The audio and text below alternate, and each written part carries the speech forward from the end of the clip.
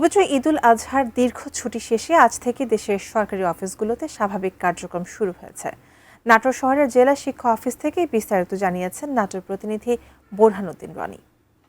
ঈদের দীর্ঘ ছুটি শেষে আজ খুলছে সরকারি অফিস, ফিরেছে কর্মচাঞ্চল্য। পবিত্র ঈদুল আজহার টানা 7 দিনের সরকারি ছুটি শেষে আজ সোমবার 1 জুন থেকে দেশের অন্য জেলার মতো নাটোরে খুলেছে সরকারি অফিস আদালত। একই সঙ্গে ব্যাংক, বিমা প্রতিষ্ঠান ও আর্থিক খাতে কার্যক্রম স্বাভাবিক নিয়মে শুরু হয়েছে। সরকার ঘোষিত ঈদুল আজহার ছুটি 25 মে থেকে 31 মে পর্যন্ত চলার পর আজ থেকে পুনরায় প্রশাসনিক কার্যক্রম শুরু হয়েছে। ঈদকে কেন্দ্র করে সরকারি কর্মকর্তা কর্মচারীরা নিজ গ্রামের বাড়িতে সময় কাটানোর পর আবার কর্মস্থলে ফিরতে শুরু করেছে।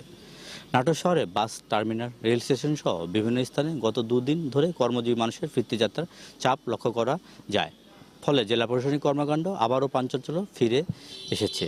জেলা প্রশাসন সূত্রে জানা গেছে, আজ থেকে জেলা প্রশাসনের কার্যালয়, উপজেলা নির্বাহী কর্মকর্তা কার্যালয়, বিভিন্ন সরকারি দপ্তর, আদালত, সেবামূলক প্রতিষ্ঠানগুলো স্বাভাবিক গতিতে চলছে। কর্মকাণ্ডের অগ্রগতি পর্যালোচনা এবং জনসেবামূলক কার্যক্রমে গতি আনার প্রস্তুতি নেওয়া হয়েছে।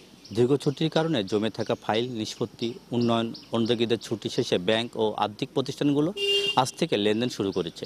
এতে ব্যবসা, বাণিজ্য ও অর্থনৈতিক কর্মকাণ্ডে নতুন গতি আসবে বলে মনে করছেন সংশ্লিষ্টরা।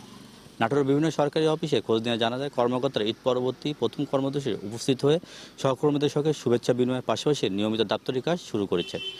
জনসাধারণ বিভিন্ন সেবা গ্রহণের জন্য আজ থেকে সরকারি দপ্তরগুলোতে আসছেন।